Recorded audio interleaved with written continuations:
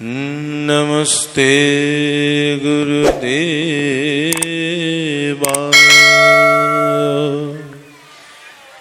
सर्वसिद्धिप्रदायिने सर्वमंगल रूपाय सर्वानंद विधायने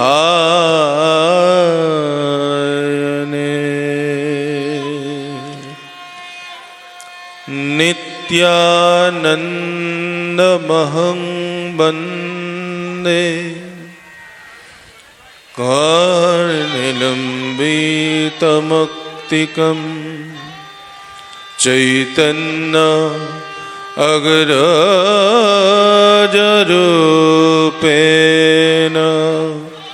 पवित्रीकृतं भूतले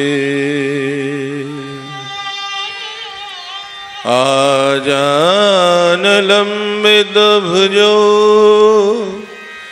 कनकावदातो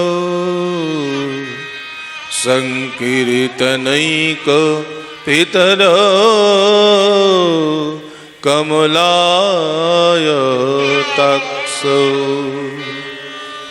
विश्वम्भरो निजवरो युगधर्मपालो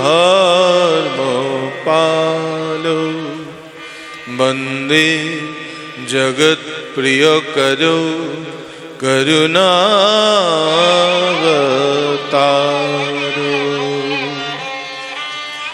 नमस्ते कालसत्याय जगन्नाथसुताय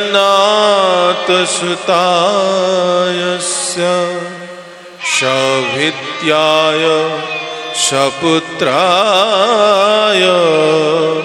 सकलोत्राय ते नमः। जयतां सुरतौ पंगर्मम मन्दमतेर्गति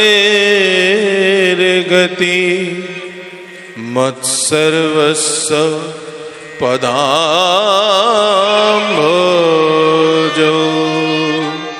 राधा मदन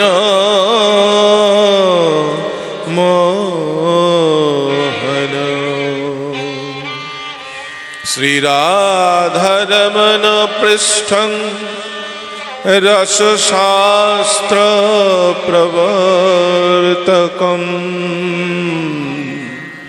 श्रीनिवासं प्रभुं वन्दे परकिया रसार्तिनम् कस्तूरितिलकं ललाटपटले वक्षस्थले कस्तवम् नासाग्रे वरमगदिकं करतले वेणुकरकङ्कणम्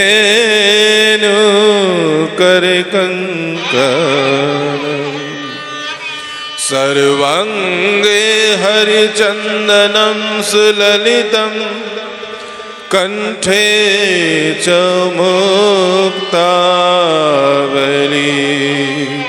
गोपस्त्री परिवेष्टिता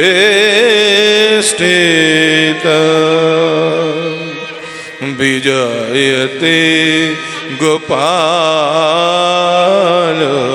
चूडामणि कृष्णाय वासुदेवाय हरये परमात्मने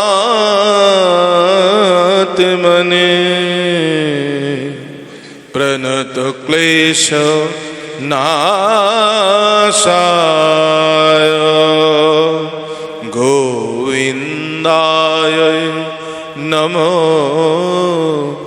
नमः।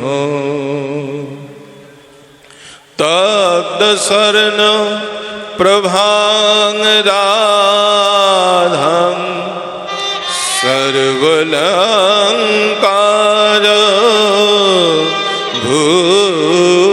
भूषितं नीलवस्त्र परिधान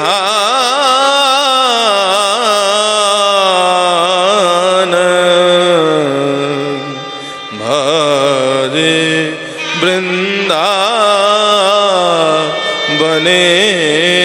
वृंदावनेश्वरी राधां रसस्वरीं रम्यं गोविन्दमोहिनी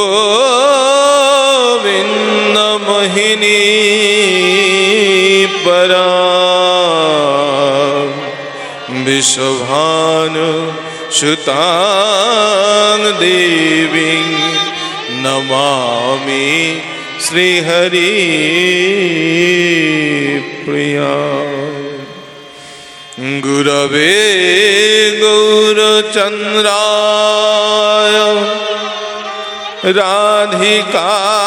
राधिकाय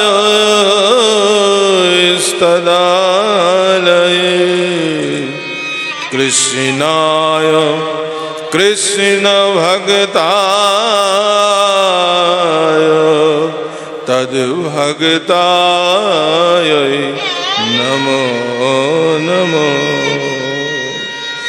श्रयतां श्रयतं नित्यं गीयतां गीयतां मुदा चिन्त्यतां चिन्त्यतां नित्यं श्रीमद्भागवतममृतम् मूकं करोति वाचालं पंगुं लंघयते गिरे यत्कृपा तमहं वन्दे परमानन्द माधवम् जय रूप सनातन भट्ट रघुनाथ श्रीजीव गोपाल भट्ट दास रघुनाथ এই ছয় গোসাইর করি আমি চরণ বন্দন যাহা হইতে বিঘ্ন নাশ অভীষ্ট পূরণ হরে কৃষ্ণ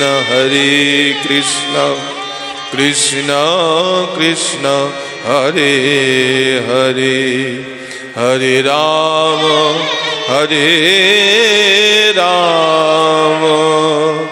राम राम हरे हरे सकल श्रोता वैष्णवेरे आमी करी नमस्कार सबे मिले चरण धूली देह मस्तके आमार श्री गुरु प्रेमानंदे हरि हरि बोल श्री निताई गौर प्रेमानंदे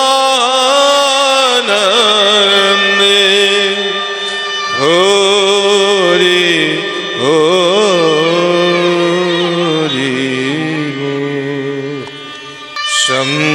संसार सिंधु तरने हृदय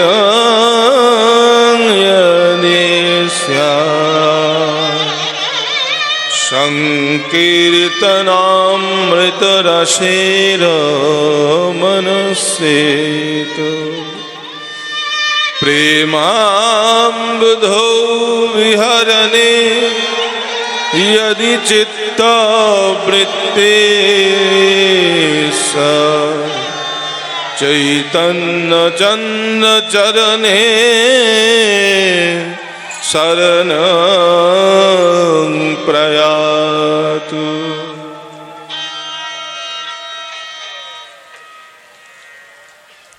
कलिजुग पावन अवतार प्रेम पुरुषोत्तम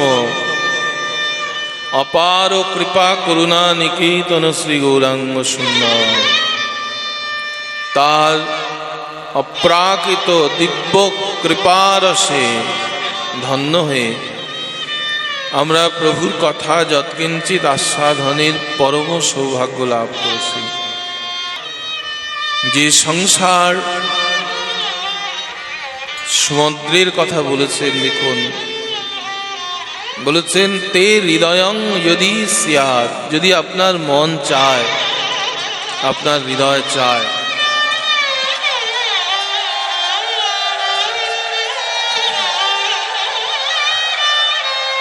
যদি আমাদের মন চায় কিসে না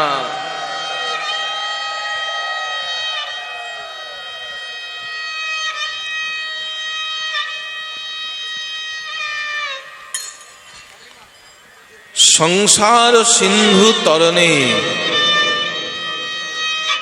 যদি আমরা কখনো চাই যে আমাদের এই সংসার বিষানলে দিবানিশি হিয়া জলে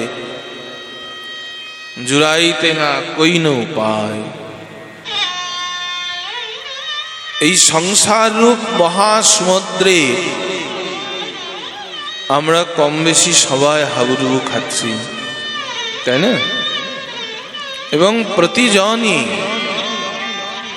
আমরা যারা এই সংসারে বিচরণ করি সবাই এই ক্ষুদ্র চিন্তায় নাল্পে সুখমস্তি, ক্ষুদ্রে শান্তি নেই, আর আমাদের বৃহৎ ভাবনার সময় নেই। দুটো তত্ত্ব পাশাপাশি দেখুন, বৃহৎ ভাবনার আমাদের সময় নেই আর ক্ষুদ্রে শান্তি নাই। তথাপিও আমাদের এই সংসার জীবনে আমাদের হাবুডুবু খেতেই হচ্ছে। এবং আমরা যারা এই সংসার জীবনে পারদর্শী, যারা আমরা সংসারের নিয়ম নীতি অনুশাসনে যারা অভ্যস্ত, তারাও জীবনের শেষ সময়ে এসে উপলব্ধি করেন এই মায়াময় জগতে, এই মায়ার জগতে, এই মায়ার সম্বন্ধে, এই মায়াবী প্রলোভনে, এর মায়ালোকে কখনো কোনোদিন শান্তি নেই। এই অনুভব আমাদের আছে। কিন্তু এই যে সংসার, দেখুন সংসারের বাইরে তো কেউ নেই। আমি গতকাল বলেছিলাম, দেখুন যে কাম ক্রোধ লোভ মোহ মদ মাৎসর্য কাউকে আপনি দমন করতে পারবেন না। বড় বড় যোগী তারা দমন করার চেষ্টা করেছিলেন, কিন্তু ব্যর্থ হয়েছিলেন। জানেন, ব্যর্থ হয়েছিলেন কেননা এদেরকে কখনো ভরসা নেই। এই জন্য দেখবেন একটা আমরা প্রবাদ কম বেশি শুনেই আসি, সাধু সাবধান, সাধু সাবধান, সাধু সাবধান। কেন? অসাধুদের কোনো সাবধানতা নেই? না, সাধুদেরই সাবধান হতে হবে। সাধু মানে কে? না, যার হৃদয়ে আমার গৌর গোবিন্দের বিচরণ করে, যার হৃদয় মন্দিরে শ্রী গোবিন্দের লীলা মাধুর্য স্ফুরণ হয়,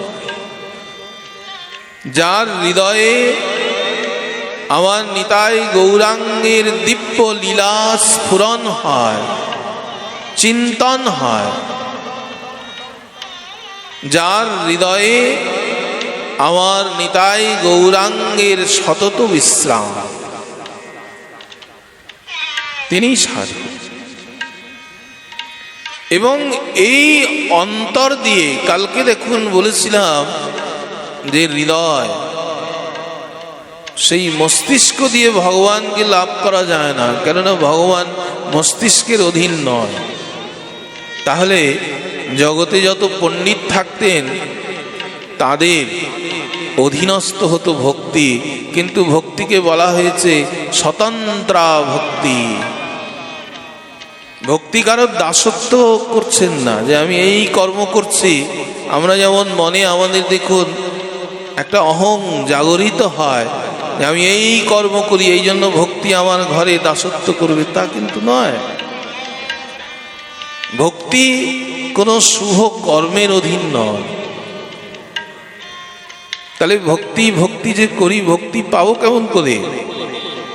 কর্মের অধীন যদি না থাকেন, উনি যদি কোনো শুভ কর্মের অধীন না হন, বলা হচ্ছে স্বতন্ত্র। স্বতন্ত্র মানে তিনি কোনো কর্মের অধীনেও নন। তাহলে যে আমরা এত কর্ম করছি, বলছেন এটি তার কৃপা, করুণা, প্রসাদ। তার প্রসাদ আমাদের উপরে কখন হবে, তার কৃপা করুণা আমাদের উপরে কবে বর্ষিত হবে, এর কোনো নিয়ম নেই, জানেন তো? এর কোনো নিয়ম নেই, অহেতুকী। এই জন্য একে বলা হয়েছে, এর কোনো হেতু নেই, নির্দিষ্ট কোনো কারণ নেই। এই কারণে তো সেই সংসারে আমরা যে বিচরণ করছি, দেখুন প্রতিটা জীব দুঃখী। প্রতিটা জীবের একটা নির্দিষ্ট একটা বৈচিত্র্য জগৎ আছে, যেই বৈচিত্র্য জগতে সে সবসময় দ্বিধা দ্বন্দ্বে যন্ত্রণায় তিনি ছটপট ছটপট ছটপট করছে। আজকে নয়, অনন্তকাল থেকে আমরা। এই জন্য ঠাকুর মহাশয় বলছেন, দেখুন সংসার বিষানলে দিবানিশি হিয়া জলে। প্রতিটা সংসারী ব্যক্তির কাছে যান, যে জঙ্গলে থাকেন, যিনি পাহাড়ে থাকেন, যিনি গৃহে থাকেন, যিনি শহরে থাকেন, যিনি প্রত্যন্ত এলাকায় থাকেন, যার কাছেই যান না কেন, সবার অন্তঃস্থলে দেখবেন একটা বিরাট দুঃখের বিরাট পর্বত আছে তার কাছে। এবং মজার ব্যাপারটা কি জানেন, আমরা সবাই ভাবি আমার মতো দুঃখ বোধহয় জগতে আর কারণ। ভগবান আমাকে যা দুঃখ দিয়েছেন, আর বোধহয় পৃথিবীর কাউকে এরকম দুঃখ দেননি।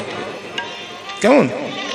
তো এই জন্য আমরা এই জগতের যে দুঃখ যন্ত্রণা, পুত্রের দ্বারা দুঃখ, কন্যার দ্বারা দুঃখ, পিতার দ্বারা, মাতার দ্বারা, ভ্রাতার দ্বারা, ভগ্নীর দ্বারা, আত্মীয় স্বজন জ্ঞাতি, এই দ্বারা যে সৃষ্ট যে জগৎ, এই জগৎ থেকে উদ্ভূত যে আমাদের দুঃখ, এই দুঃখ নিয়ে বলার কিছু নেই, কিছুই নেই। আর এটা সবসময় মনে রাখবেন, এই সংসারের যে বিষানল, বিশ্বরূপ যে অনল, এর থেকে নিবারণ কেউ করতেও পারবে না আপনাকে। এও আরেক সত্য কথা। আমরা দেখবেন সুহৃদ খুঁজি। তোমাকে একটু বলি আমার দুঃখের কথা, যদি একটু লাঘব হয়। কিন্তু ভাবুন, এই জগতে কে কার দুঃখ হরণ করবে? কারণ এই জগতের সবাই দুঃখী, সবাই দুঃখী। তাহলে দুঃখ হরণ কে করবেন? অনাহারে ক্লিষ্ট আমরা, অন্যের জন্য ছটফট করছি, তো অন্য কার কাছে যাচনা করব? আরেক ভিক্ষুকের কাছে না, যিনি বিরাট অন্নদাতা বসে আছেন তার কাছে। তো জগৎ জীবের দেখুন সবাই দুঃখী, প্রতিটা জীব। যিনি 1 টাকা রোজগার করেন তিনিও দুঃখী, আর যিনি 100 কোটি 1000 কোটি রোজগার করছেন দেখবেন তিনিও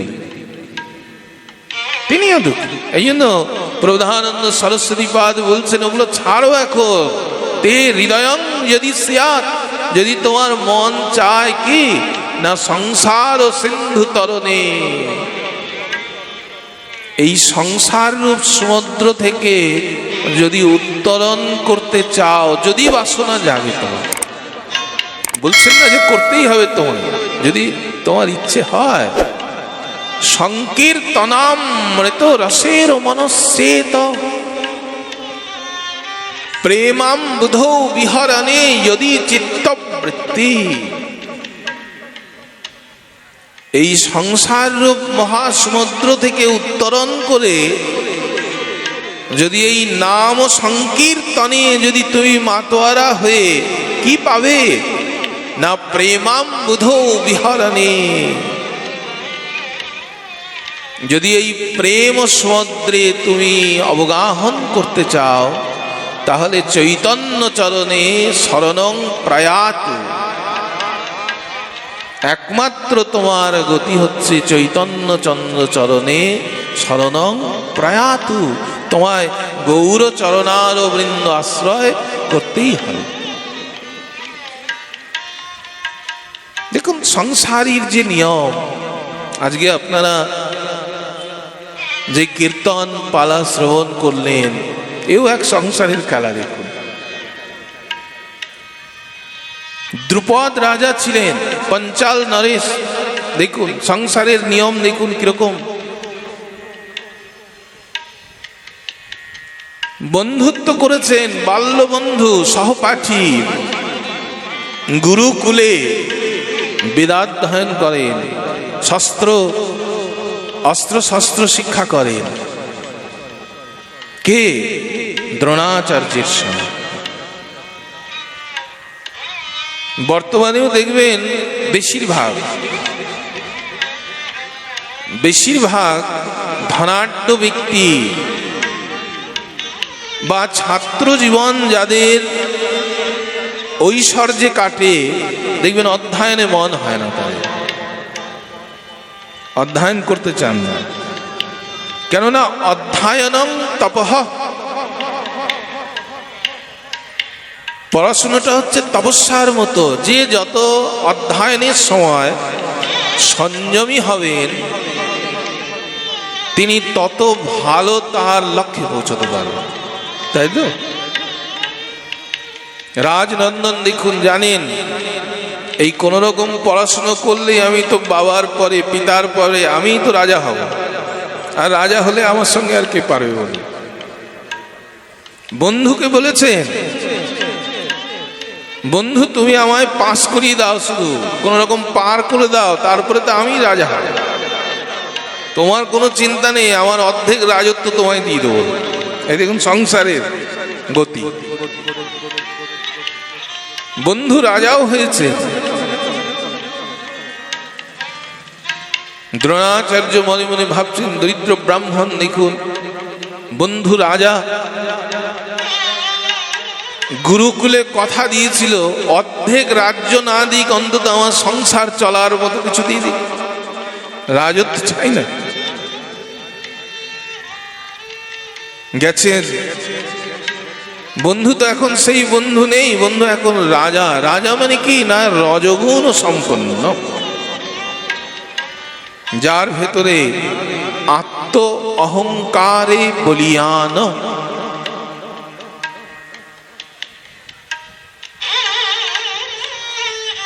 বন্ধু বলে পরিচয় দিয়েছেন, উনি ভৎসনা করেছেন, আরে তোমার মতো দরিদ্র এইরকম হীন ব্রাহ্মণ আমার বন্ধু হবে, আমি রাজা। দেখুন ভৎসনা করে তাড়িয়ে দিলেন। এটি একটা ঘটনা নয়, এটি হচ্ছে সংসারের নিয়ম। এই সংসার দেখুন, আরেক সংসার রয়েছে। যেমন আমরা দেখুন কথাগুলো বলি না, কথার আগে একটা করে বিশেষণ লাগাই, অর্থ তার আগে পরম লাগিয়েছি, পরমার্থ, তাই না? পিতা পরম পিতা, বন্ধু পরম বন্ধব।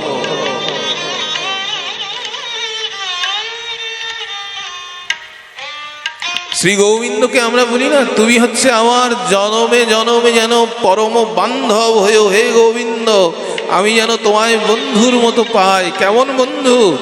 না পরম বান্ধব। এই জড়জগতের বন্ধুর মতো নয়। উৎসবে ব্যাসনে রাজদ্বারে রাষ্ট্র বিপ্লবে দুর্ভিক্ষে শ্মশানে তিষ্ঠতি স বান্ধব।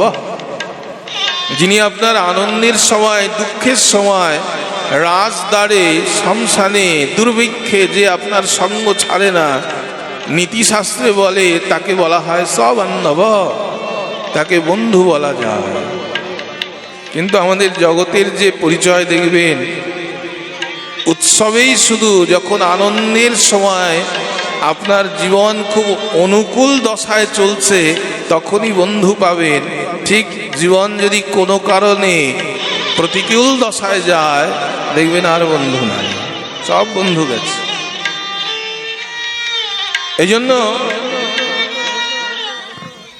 এই জন্য শ্রী গোবিন্দকে বলছেন পরম বান্ধব রূপে চায়। আজকে যার লীলা শুনছিলেন দেখুন, সুখদেব গোস্বামী চরণ পরিচয় দিয়েছেন শ্রীমদ্ ভাগবতে। গোবিন্দের বন্ধু দেখুন, শ্রবণ করলেন একদম এতক্ষণ ধরে, একই লীলা দেখুন। অর্থাৎ বলার উদ্দেশ্য কি জানেন? এই জড় জগতের সম্বন্ধ নিয়ে যদি গর্ব করেন, তাহলে আপনার ওই দ্রুপদ রাজার মতোই দশা হবে আপনার। আর বন্ধু যদি পরম বান্ধব করতে পারেন, এই সংসার ও সিন্ধু তরণে যদি আপনার মনটা চায় যে এই সংসার রূপ সমুদ্র থেকে উত্তরণ করে আমি একটু আলাদা রকম ভাবে জীবন যাপন করব, কেমন? সুদামাজিও একই কাণ্ড দেখুন, গুরুগৃহেই বন্ধু। বন্ধু দরিদ্র, দরিদ্র তো এমন, কিন্তু ভাগবতে তাকে দরিদ্র বলা হয়নি।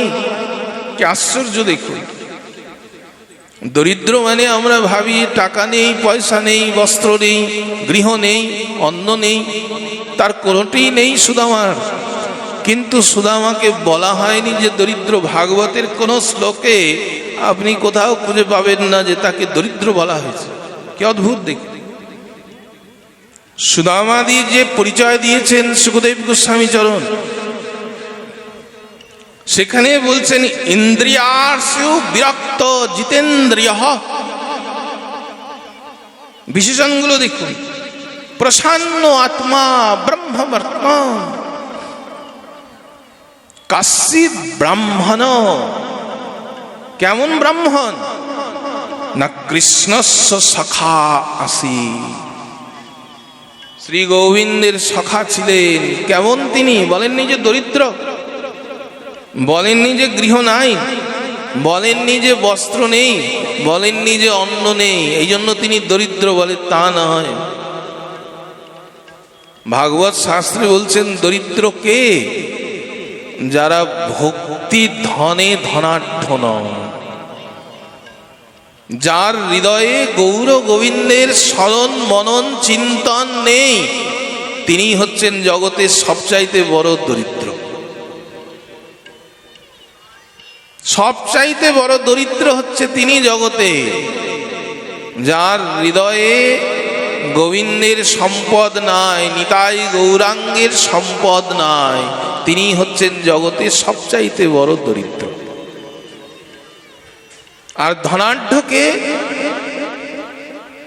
না যার হৃদয়ে আমার নিতাই গৌরাঙ্গের লীলা স্ফুরণ হয়, যার জিহ্বায় আমার গোবিন্দ নাম উচ্চারিত হয়, যার চিন্তন সব সময় গৌর গোবিন্দের চরণে রয়েছে। কেনপি উপায়েন মনঃ কৃষ্ণে নিবেশ হয়েত। আপনি যে কোনো উপায়ে, কোনো নির্দিষ্ট নিয়ম নাই এটাই করতে হবে, বাধ্য আপনি, তা নয়। কেনপি উপায়েন মনঃ কৃষ্ণে নিবেশ হয়েত। আপনার মনটা শ্রী গোবিন্দ পদার বৃন্দে লাগিয়ে রাখুন। যে কোনো উপায়ে কাজ করুন, অসুবিধে নেই। অফিস করুন, অসুবিধে নেই। জমিতে কর্ম করছেন, কোনো অসুবিধে নেই। কিন্তু মনটা, হৃদয় হচ্ছে শ্রী গোবিন্দ পদার বৃন্দে দিয়ে রাখুন। এইটি হচ্ছে উপায়। বলেন তাই হয় কখনো? এত কাজ করি, কর্মব্যস্ত। দেখুন দুটো উদাহরণ দিয়েছেন শ্রীমদ্ ভাগবতে। একটা বলেছেন যথা গৃহদাসেষু, গৃহদাসীর সঙ্গে একটা তুলনা করেছেন। গৃহদাসীরা যেমন সুন্দর করে সংসারের সব কাজ করেন খুব সুন্দর করে, কিন্তু মনে মনে কি জানেন এই সংসারের জিনিস একটাও আমার নয়। কি অদ্ভুত! দেখুন, ছোট শিশুকে মানুষ করছেন। আজকাল এই আধুনিক যুগে দেখুন একান্নবর্তী পরিবার হয়ে যাচ্ছি আমরা, ফলে কেউ নেই দেখবার, সব গৃহদাসীর ওপরে নির্ভর। তারা সুন্দর করে বাচ্চাকে দেখছেন, কিন্তু কি আশ্চর্য দেখুন, জানেন এই শিশু আমার নয়, কিন্তু করেন, সব করেন না। গৃহের সব কাজ করছেন আনন্দে, কিন্তু দিনের শেষে জানেন যে এই গৃহের কোনো জিনিস আমার নেই। কি অদ্ভুত দিক! ভাগবত বলছেন যথা গৃহদাসেষু, গৃহদাসী। এই হচ্ছে একটা উপমা দিয়েছেন শ্রীমদ্ ভাগবত, যে মনটা যদি আমাদের এই গৃহদাসীর মতো হয়ে যায়, যে এই পুত্র কন্যা, পিতা মাতা, ভাই বোন, আত্মীয় স্বজন, বাড়ি গাড়ি সম্পদ থাক, অসুবিধে নেই, অসুবিধে নেই। প্রভু যদি আমাদের গাছতলায় রেখে শান্তি পান, তাতেই আনন্দ। আর যদি প্রভু যদি 100 তলায় আপনাকে রেখে আনন্দ পান, তাতেই আনন্দ। আপনি দুটোতেই আনন্দে থাকুন। গাছতলাতে থাকলেও যেমন আনন্দে থাকতে হবে, ওই 100 তলায় থাকলেও সেই আনন্দে থাকতে। কিন্তু আমাদের কি হয় জানেন, আজকে এখানে এক মা বসে আছেন, খুব সুন্দর কথা বলেছিলেন। বলছেন তালা যত বাড়ে আর অশান্তিও তত বাড়ে। তো খুব সুন্দর লাগছিল শুনতে, যে ঠিকই তো, তালা যত বাড়ে আর অশান্তিও তত বাড়ে। কেমন? তা আমাদের নবদ্বীপ ধামে প্রভুপাদ কানুপ্রিয় গোস্বামীপাদ বলতেন যে বৈষ্ণবদের যে চলনের ভঙ্গিমা, সেটা কেমন জানেন না? 100 তলা, 50 তলা, 10 তলা, দোতলা, 1 তলা, তারপরে হচ্ছে গাছতলা, তারপরে হচ্ছে গাছতলা। এইরকম, মানে এর যে গ্রাফটা নামবে হচ্ছে ওপর থেকে এইরকম নামবে, এই। কিন্তু আমাদের এখন শুরু হচ্ছে উল্টো দিক থেকে, এই জন্য এত অশান্তি বেড়ে গেছে। আমরা এখন শুরু করছি গাছতলা থেকে, 1 তলা, 2 তলা, এখন 100 তলা হয়েও শান্তি হচ্ছে না আমাদের, মনে হয় 1000 তলা যদি হতো। এই জন্য দেখুন উপনিষদ বলছে অশান্তস্য কত সুখম, কেননা আমরা সবসময় অশান্ত, শান্তি নেই মনে, চিত্তে শান্তি নেই। মনে হচ্ছে যে এইটা হলেই ব্যাস আমার হয়ে যাবে, কিন্তু হবে না। তারপরে আবার মনে হয় একটু এইটা হলে আরেকটু ভালো। এই হওয়াটার আমাদের শেষ হয়। কেমন? তো দেখুন, এই জন্য বলেছেন ভাগবতে, দেখুন যে কেমন করে না ইন্দ্রিয়ার্ষ বিরক্ত ত্যাগী বলেনি, ভাগবত ত্যাগী বলেননি, বলছেন বিরক্ত। বিরক্ত মানে কি? বৈরাগ্য। কিসে? ইন্দ্রিয়ের প্রতি তিনি বৈরাগ্য। মানে কোন ইন্দ্রিয়ে তার বিরাগ নাই, রাগ নেই, বৈরাগ্য এসেছে, অনুরাগ নেই। কিসে? ত্যাগ মানে কি? মানে স্বেচ্ছায় কর্মকে ছাড়তে হয়, ওখানে একটা প্রচেষ্টা আছে।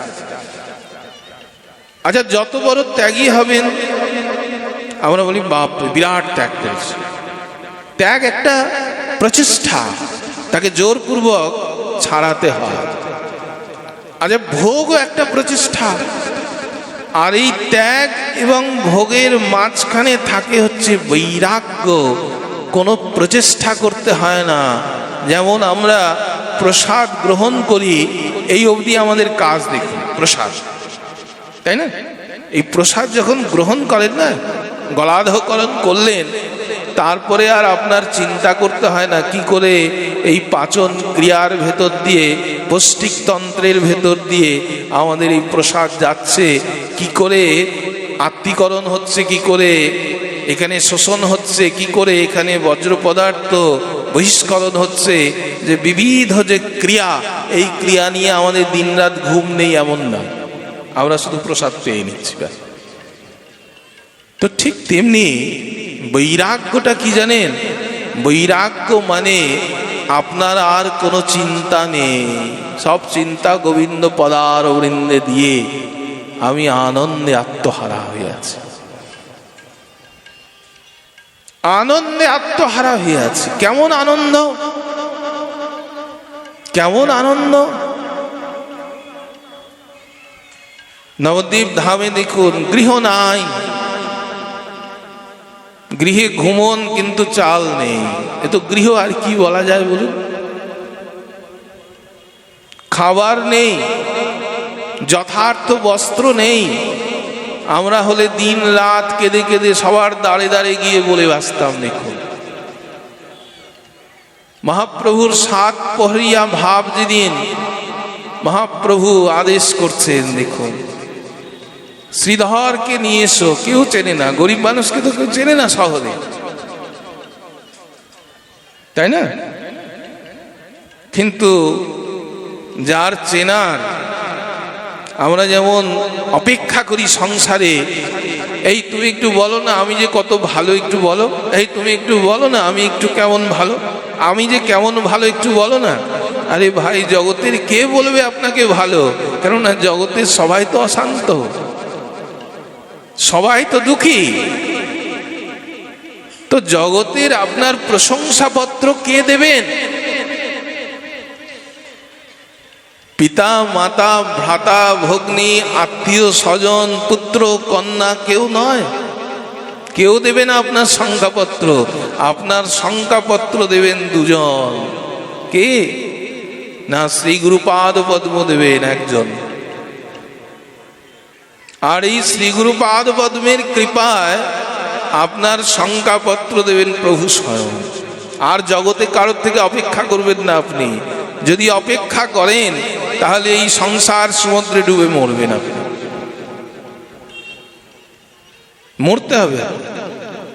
দেখুন, নবদ্বীপবাসী তারা জানেন খেতে পায় না, গোটা রাত চিৎকার করে, খিদের জ্বালায় কান্নাকাটি করে, ওই হরিনাম করে গোটা রাত। দেখুন, পণ্ডিত সমাজ, নিন্দুক সমাজ। কিন্তু এই ডাক যার জন্যে, সেই নাম যে করছেন, সেই নামের যিনি নামী, তিনি ঠিক খোঁজ রেখেছেন। দেখুন, শ্রীধরকে নিয়ে এসো, কি অদ্ভুত দেখুন দৃষ্টান্ত। প্রশংসাপত্র দেখুন কে দিচ্ছে? নবদ্বীপবাসী দিলেন না, সব দিলেন। কি দিলেন? আরে বেটা খেতে পায় না, ওই দেখো যায় গায়ে জামা নেই, আরে ব্যবসা কিছু করতে পারে না, একটা বাড়িও বানাতে পারেনি, আরে ওর কোনো কিছুই নাই। এই হচ্ছে প্রশংসাপত্র জগতে। কিন্তু আমার প্রভু দেখুন দিব্য ভাবে ডাকছেন, শ্রীধরকে নিয়ে এসো। এই শ্রীধরকে ভক্তরা নিয়ে আসে। শ্রীধর শুনে বলছেন, প্রভু আমাকে ডাকবেন কেন? আমি তো জগতের সবচাইতে নিকৃষ্ট অধম, আমি তো কোনোদিন প্রভুকে ডাকিনি, তাহলে প্রভু আমাকে ডাকবেন কেন? না না, আমায় ডাকেন। ভক্তরা কি করলেন কি, একদম উঁচু করে নিয়ে চলে আসলেন দেখুন প্রভুর সামনে। শ্রীধর বলো, আজকে তুমি যা চাইবে জগতের সব আমি তোমায় দেব। এই দেখুন, কৃষ্ণ ভক্ত নিষ্কাম, নিষ্কাম হয়ে যান। আচ্ছা, গোবিন্দ ভজনের একটা উৎকর্ষতা কোথায় জানেন? আপনি যদি সকাম বাসনা নিয়ে উপাসনা করেন, গোবিন্দ ভজনের এটা প্রভাব যে আপনার অন্তরকে নিষ্কাম করবে। ধ্রুব মহারাজ দেখুন, সকাম বাসনা নিয়েই শুরু করেছেন সাধনা, সকাম বাসনা নিয়েই সাধনা করেছেন, ভগবানকে লাভ করেছেন। ভগবান এসেছেন, ভগবান বলেছেন বরং জাতু, বর প্রার্থনা করো। এসেছিলেন সকাম বাসনা নিয়ে, কি অদ্ভুত দেখুন, বলছেন বরং নহা জাতু। আরে এত সাধনা করলে বর পাওয়ার জন্য, আমি সেই বর নিয়ে এসেছি তোমায় দেব বলে, তুমি এখন বর চাইছো না? বলছে প্রভু, কেউ যদি কাঁচের টুকরো খুঁজতে খুঁজতে যদি কেউ হীরের টুকরো পেয়ে যায়, তাহলে কাঁচের টুকরো দিয়ে কি হবে বলো? তাই না? কাঁচের টুকরো খোঁজ করছিলাম, করতে করতে কোহিনূর হিরে পেয়ে গেলাম, এই কোহিনূর হিরে রেখে এখন কাঁচের টুকরো দিয়ে কি করবো আমি? তো তোমাকে কোটি কোহিনূরের চাইতেও তো মহামূল্যবান, তোমার তো মূল্য দেওয়া যাবে না। তোমায় যখন পেয়েছি তখন আর পার্থিব কোনো বস্তুর প্রয়োজন নাই। কিন্তু দেখুন কি হলো জানেন, যে সকাম বাসনা নিয়েও যদি সাধনা করেন, গোবিন্দ ভজনের উৎকর্ষতা আপনার হৃদয়কে নির্মল করবেই করবে। এই জন্য বলেছেন যে ইন্দ্রিয়ার্থেষু বিরক্তঃ জিতেন্দ্রিয়ঃ। জিতেন্দ্রিয়। আর সবচাইতে বড় গুণ কি জানেন গোবিন্দ ভক্তের? প্রসন্নাত্মা। প্রবোধানন্দ সরস্বতী পাদ দেখুন গৌর ভক্তের একটা বলেছেন, উনিও দিয়েছেন, দেখবেন, ত্রিনাদ পীচ নীচতা সহজ সম্য মুগ্ধাকৃতি হরি প্রণয় বিহবলা বিষয় গন্ধ থুতুৎকৃতি দিয়েছেন বিশেষণ। এই যে সম্য মুগ্ধাকৃতি, গৌর ভজন যারা করেন, যারা নিতাই গৌরাঙ্গের চরণার ও বৃন্দ যারা সার করেছেন, এদের বদন কমলগুলো দেখলেই বোঝা যায় যে এরা নিতাই গৌরাঙ্গের জন। কেন বলছে না? এদের বদনগুলো দেখুন না, কি সুন্দর, সম্য মুগ্ধাকৃতি, এত স্নিগ্ধ, এত পবিত্র বদনগুলো। কেন না? প্রসন্ন আত্মা, এদের আত্মাটা প্রসন্ন হয়ে গেছে। প্রসন্ন কেন না? হৃদয়ে যে গৌর গোবিন্দের বসিয়েছেন, সেই গৌর গোবিন্দের যে দিব্য ছটাটা, সেই ছটাটা কোথায় পড়েছে? হৃদয়ে তো গৌর গোবিন্দ বিরাজ করছেন। সেই গৌর গোবিন্দের যে দিব্য অঙ্গ ছটাটা, সেই ছটাটা এই গোবিন্দ ভক্তের যারা যারা নিতাই গৌরাঙ্গের যারা ভক্ত, তাদের এই বদন কমলে আমার নিতাই গৌরাঙ্গের দিব্য অঙ্গ ছটা পড়েছে। সেই ছটায় কি হয়েছে না, এই বদন কমলটা তাদের একদম স্নিগ্ধ পবিত্র করে দিয়েছেন। এই জন্য দূর থেকেও যদি কোনো গৌর ভক্তের দিকে আপনার নয়ন যায়, দেখবেন দর্শনাৎ তৎক্ষণাৎ আপনার হৃদয় নির্মল, দর্শন একদম। এই জন্য বলেছেন প্রসন্ন আত্মা, একদম প্রসন্ন ব্রহ্মবিত্তম তিনি কে না কৃষ্ণস্য সখা।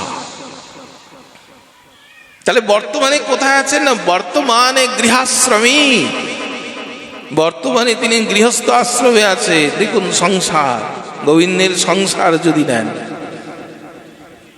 তাহলে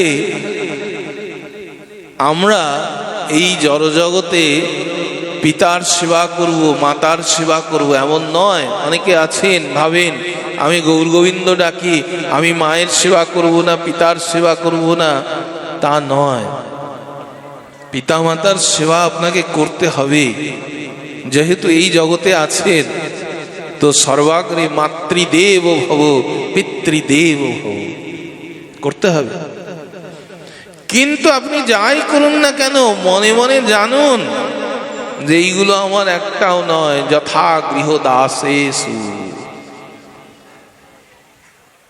যাহা ঠিক যেমন গৃহদাসী যেমন সুন্দর কর্ম করছেন, কিন্তু মনে জানেন যে সব মালিক যেদিন কাজ থেকে ছাঁটাই করবেন, অমনি আমার প্রেম প্রীতি ভালোবাসা সব শেষ, তাই না? সব শেষ, দায়বদ্ধতা শেষ। তো আমাদেরও আমাদের জগতের যিনি মালিক, আমাদের যে মনিব, কে মনিব না সেই সচ্চিৎ আনন্দ স্বরূপ, সচিদানন্দ স্বরূপ যে স্বয়ং ভগবান, তিনি আমাদের মনিব। সেই মনিব যেদিন তার এই কর্ম থেকে ছাঁটাই করবেন যে তোর আর কাজ করতে হবে না, এখন আয় এদিকে। তো এই জগতে যতই আপনার প্রেম প্রীতি ভালোবাসা দায় দায়িত্ব অভাব অভিযোগ থাক না কেন, তৎক্ষণাৎ নিঃশ্বাসে নহি বিশ্বাস, তাই না? তৎক্ষণাৎ আপনার সব ছেড়ে আবার প্রভুর চরণে যেতে হবে। কিন্তু আমরা মানতে নারাজ। আমরা ভাবি না এখানেই অনাদিকাল থেকে বোধহয় পড়ে আছি এখানে, আর বোধহয় হাজার হাজার বৎসর এইখানে আমি থাকবো। এই জন্য প্রধানন্দ সরস্বতী পাদ বলছেন, যদি আপনি চান এই মনটাকে তে হৃদয়ং যদি স্যাৎ, কি চান না সংসার সিন্ধু তরণে। তো অনেকেই আমরা ভাবি যে সংসারে থাকলে তো ভজন সাধন হয় না, তাহলে কোথায় যেতে হবে? জঙ্গলে যান বা পাহাড়ে চলে যান, নির্জন কোথাও যান, এই এখানে ভজন সাধন। আমাদের বৃন্দাবনে একটা কথা বলেন, দেখুন, মনকে মারে বন গয়ো আর বন মে বসায়ো বস্তি। যার মনে শান্তি নেই তার জীবনে কোথাও শান্তি নেই। কেমন? যার মনে শান্তি নেই তার জীবনে কোথাও শান্তি নেই। এবং বর্তমানে আপনারা দেখবেন আমরা দৈহিকভাবে যতটা না অসুস্থ, তার চাইতে বেশি মানসিকভাবে অসুস্থ বেশি। আমরা মানসিক রোগী বেশি। কিন্তু সংসার বলতে যে এই যে আছে তা নয়। আমাদের সংসার হচ্ছে কি? আমাদের সংসার হচ্ছে গৌর গোবিন্দকে নিয়ে সংসার। কালকে বলেছিলাম যে দিশাটা পরিবর্তন করতে হবে। দিশাটা শুধু পরিবর্তন দেখুন, গৌর পরিকরগণ বেশিরভাগই দেখবেন গৃহস্থ আশ্রমে থেকেই ভজন করেছেন, এবং সেই দিশা আমাদেরকে প্রদান করেছেন কি করে সংসারে ভজন করা যায়। স্বয়ং নিত্যানন্দ প্রভু, অদ্বৈত প্রভু, তারা জীবের দ্বারে দ্বারে দ্বারে দ্বারে গিয়ে কি করে আমাদের এই ভজন সাধন করা যাবে দেখিয়েছেন। দেখুন,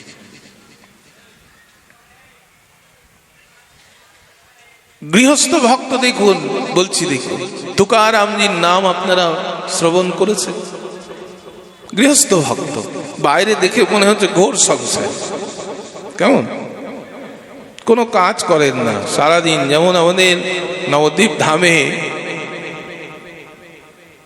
পঞ্চতত্ত্বের এক তত্ত্ব দেখুন, শ্রীবাস পণ্ডিত মহাপ্রভু একদিন কৌতূহল হয়েছেন, আরে শ্রীবাস, তোমার বাড়িতে আমি এত আসি, এত এত বৈষ্ণব আসে, যে আসছে তাকেই প্রসাদ পাচ্ছ, আপ্যায়ন করছো, আমিও মাঝে মাঝে প্রসাদ পাই, কিন্তু তোমাকে তো কোনো কাজ করতে দেখি না।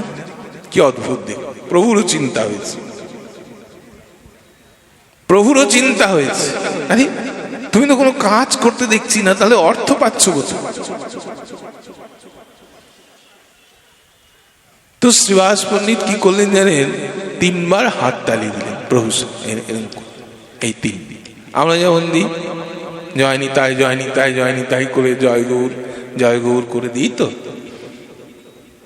তো প্রভু বলছেন, আমি তো বুঝতে পারলাম না শ্রীবাস, এই প্রশ্নের উত্তর তো এরকম করে দেওয়া যায় না, তাই না? সংসারী যখন, তখন তো কর্ম করতে হবে সংসার নির্বাপন করার জন্য। তো মহাপ্রভুকে বলছেন, প্রভু আমি 1 দিন 2 দিন 3 দিন দেখবো তোমার কৃপা। আমি তো তোমার চরণে শরণাগতি নিয়েই নিয়েছি। এখন মালিক তো আর বাড়ির আমি নই, মালিক তো তুমি। এখন তোমার বাড়িতে কে আসবে, কে প্রসাদ পাবে, আমার কাজ আপ্যায়ন করা আর প্রসাদ দাও। আমার কাজ তো আপ্যায়ন করা, এখন মালিক তো তুমি। এখন প্রসাদ তুমি কেমন করে যোগাবে আর আমার ঘর কিভাবে চলবে, এর দায়িত্ব তো তোমার, এর দায়িত্ব তো আমার নয়। তা আমি 1 দিন দেখবো, 2 দিন দেখবো, 3 দিন দেখবো। এই 3 দিন পরেও যদি তুমি কিছু না দাও, তা আমার কিছুই নেই। সামনে মা গঙ্গা আছে, সোজা গঙ্গায় গিয়ে প্রাণ দিয়ে দেব। কিন্তু ভাববেন না যে আপনি কাজ বন্ধ করে আমিও গৌরচরণে এমন নিলাম, এই অধিকারী আমরা হতে পারিনি। এরকম শরণাগতি, এরকম বিরাট ভজনের প্রয়োজন, জানেন? এই স্তরে উঠতে বিরাট ভজনের প্রয়োজন। মহাপ্রভু হুঙ্কার দিয়েছিলেন, শ্রীবাস, যদি স্বয়ং লক্ষ্মী দেবীর ঘরে যদি অভাব হয় কোনোদিন, তাও তোমার ঘরে কোনোদিন অভাব হবে। তাহলে কি দেখুন দাঁড়ালো, যদি আমরা গৌরাঙ্গের সংসার করতে পারি, আমরা যদি নিতাইয়ের সংসার করতে পারি, আমরা যদি মদন মোহনের সংসার করতে পারি, তাহলে তিনি ঠিক সব পরিচালনা করে দেবেন। তুকারামজি দেখুন, দিন রাত প্রভুকে ডাকেন, নতুন নতুন গান তৈরি করেন, প্রভুকে শোনান, আনন্দে বিরাজ করছেন। ঘরে খাবার নেই, বস্ত্র নেই, গৃহ তেমন, সারাদিন সহধর্মিনী অত্যাচার করবেন। খাবার প্রসাদের সময় নেই, কি করবেন? জল দিয়ে আর দিয়ে দেন সামনে, তাই আনন্দে কোনো দুঃখ নেই। জল দিয়েছো কেন, খাবার কই নেই, যা দেয় তাই পায়। এইরকম শরণাগতি দেখুন, কোনো উদ্বেগ নেই। ওই যে বললেন প্রসন্নাত্মা, প্রসন্নাত্মা। সহধর্মিনী বলেছেন, যাও কাজ টাজ করো না। তো গ্রামের একজন বিরাট ধনাঢ্য জমিদার, উনি বললেন, এই আমার ওই জমিটা পাহারা দেবে, তাহলে তোমায় অনেক কিছু দেওয়া হবে। গেছেন পাহারা, সারাদিন বসে তো হরিনাম জপ করেন। এ শুনতে ভালো লাগে, কিন্তু দেখবেন যার ঘরে হবে সেই বোঝে। জমিতে গিয়ে হরিনাম করছে, জমিতে ফসল থাকলে যার যে কর্ম দেখুন। গঙ্গার পাড়ে এক সাধু রোজ যান, আর রোজ একটা করে বিচ্ছু ওনাকে কামড়ান, প্রতিদিন যান আর কামড়ান। উনি তুলে আবার ছাড়েন, আবার গঙ্গা স্নান করেন। তো এক সাধু বলছে, আরে রোজ দেখি তোমাকে এই বিচ্ছু কামড়ায়, তো তুমি ওকে মারতে পারো না, সরাতে পারো না? তো বলছেন, দেখো বিচ্ছুর কাজ হচ্ছে কামড়ানো, ওর স্বধর্ম ও ভোলেনি, ওর স্বধর্ম করছে, ওর স্বধর্ম পালন করো, অসুবিধে কোথায়? তো জমি যখন, ফসল যখন হয়েছে, গোমাতা এসছেন, আরে কানহাইয়ের লোক এসছে, গোবিন্দের লোক, গোমাতা। উনি তো বড় লাঠি দিয়েছেন তাড়াবার জন্য, আর উনি একদম সাষ্টাঙ্গে প্রণাম করে, এসো এসো, সুন্দর জমি আছে, খাও ভাই। বিবিধ পাখি আসছে, ফসল পাকছে। আরে তোমরা বোধহয় বৃন্দাবন থেকে এসছো, কেউ বোধহয় অবধ থেকে এসো, এসো, এত সুন্দর প্রসাদ তোমাদের পাও আনন্দ করে। আর যিনি দায়িত্ব দিয়েছিলেন ভেবেছিলেন সৎ মানুষ, কারণ এর মতো সৎ মানুষ তো এই তল্লাটে নেই, জমি আর দেখতে যাননি, তো ফসল যখন পেকে ঘরে আসবে তার আগে গেছেন দেখতে, দেখি একবার কি দশা। এবার ভাবুন, এত এত গোমাতা যদি কৃপা করেন, আর এত এত জগৎজোড়া পাখি যদি কৃপা করেন, সেই জমির দশা কি হবে ভাবুন। তো লাঠি দিয়েছিলেন গোমাতা তাড়াবার জন্য, সেই লাঠি তুকারামের ওপরে দিয়েছে আচ্ছা করে। হ্যাঁ, ওনার তাতেও আনন্দ, বড় কৃপা আপনার, প্রভুর কৃপা। তো বলছে এই কৃপা টিপা হবে না, এখন এই জমির আমার ফসল হতো। দেখুন অনেক সময় হয় কি, আমাদের একটা বেশ মজা আছে, কোনো মন্দিরে যদি যাই বা কোথাও গেলে, বিশেষত মন্দিরেই আমাদের জুতোগুলো বেশি চুরি হয়। তো যদি চুরি হয় না, 2 বছরের পুরনো জুতো, তখন মনে হয় আমাদের বলি, তখন দেখবে এই 2 দিন আগে জুতোটা কিনলাম গো, এত দাম দিয়ে জুতোটা কিনলাম, হয়তো 2 দিন পরে ফেলেও দেওয়া যাবে। কিন্তু বলার সময় কিন্তু আমরা অনেক বাড়িয়ে বলি, নেই স্বভাব। তো শেঠজি বলছেন আমার জমিতে 25 মণ ফসল হতো, কিন্তু হয় 5 মণ। তোকে এখন 25 মণ ফসল দেবে। 25 মণ কোথায়, 25 গ্রাম ফসল নেই তার ঘরে। তো বলছে তোমার কোনো চিন্তা নেই, আমার প্রভু তোমাকে 25 মণই করে দেবে, কোনো চিন্তা, তুমি চিন্তা করো না, তুমি এত রাগ করো না, তুমি আনন্দে থাকো, আমার প্রভু তোমাকে 25 মণই দেবে। এত ভরসা দেখুন, এই যে শরণাগতি, এই যে প্রসন্ন আত্মা, বিন্দু মাত্র সংশয় নেই। দেখুন বিন্দু মাত্র সংশয় নেই। এই যে সুদামা চরিত্র শুনলেন না, একটা দেখুন বিশেষণ দিয়েছেন সুখদেব গোস্বামী, প্রসন্ন আত্মা, একদম প্রসন্ন, কোনো দুঃখের লেশ নেই। দুঃখ শুধু একটাই, প্রভু তোমায় ডাকতে পারছি না, এই দুঃখ। আর জগতে কোনো দুঃখ নেই, কোনো অভাব অভিযোগ নেই, প্রসন্ন। শেঠজি নিয়ে এসছেন, ফসল মারিয়েছেন, হয় কিন্তু প্রতি বৎসর 5 মণ। আর এবার দেখুন ফসল মাপাচ্ছে, মাপতে মাপতে দেখুন স্বয়ং গোবিন্দ মাপিয়ে দিয়েছেন, 25 মণ ফসল করেছে তুকারামজির জীবনে। এত সুন্দর শরণাগতি দেখুন সংসার জীবনে আছে, গোবিন্দের কৃপা কিরকম হচ্ছে দেখুন। এত অভাব, এত অভাব। সহধর্মিণী করেছেন কি, বাকিতে আখ, আমরা গ্রাম্য ভাষায় কুশর বলি, ইক্ষু বলি, ধার করে নিয়ে এসছেন, বিক্রি করে তোমায় পয়সা দেব, যাও বিক্রি করে নিয়ে এসো। মাথায় করে নিয়ে গেছেন, বিকেলে ফিরে আসছেন বাড়িতে, সহধর্মিণী দূর থেকে দেখছেন যাক একটাও নেই, একটা আখ আছে মাথায়। তো মনে মনে ভাবছেন যাক এটা বোধহয় ফলপ্রসূ হয়েছে, আখগুলো বিক্রি করে বোধহয় এবার একটাই নিয়ে এসছে, মানে একটা বিক্রি হয়নি, আনন্দে আছে। তো বললেন পয়সা দাও, কারণ পয়সাটা তো তাকে দিতে হবে, জ্বালা তো তুকারামের নেই, উনি তো হরিনামে মাত্র। পয়সা দাও। বলে পয়সা কোথায় পাবো? তুমি যে এতগুলো আখ নিয়ে গেলে, আখ কোথায় গেল? বলে আরে আখ নিয়ে তো হাটে যাচ্ছিলাম, কিন্তু পথে না অনেকগুলো ছোট ছোট বাচ্চা, আরে বাচ্চা তো সব গোপালের বেশ আবেশ, সেই গোপাল বিগ্রহদের সব আখ খাইয়ে দিয়েছে। ভাবুন আপনি, সব আখ খাইয়ে দিয়েছে। তো সহধর্মিণী এত ক্রুদ্ধা হলেন, বলেন তাহলে তুমি এই একটা নিয়ে এসছো কেন? নিয়ে সেই আখ নিয়ে পিঠের ওপরে দিয়েছেন, এত ক্রোধ হয়েছে। কেমন? তো এই আখ কি হয়েছে, 2 টুকরো হয়ে গেছে।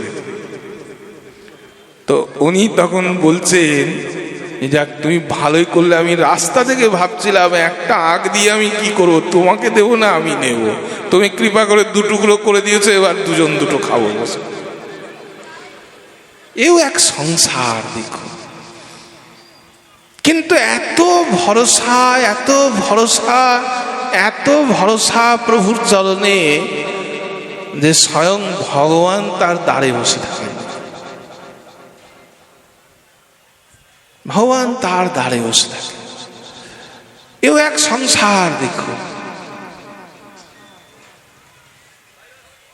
এই জন্য প্রধানন্দ সরস্বতীপাদ বলছেন, তে হৃদয়ং যদি স্যাৎ, তোমার হৃদয় যদি চাই এইরকম একটা সংসারে তুমি যাবে, এইরকম একটা সংসারে যেখানে গৌর গোবিন্দ তোমার জন্য সব সময় আছেন আনন্দে, এবং তুমি কি করবে, সেই আনন্দে আত্মহারা হয়ে থাকবে,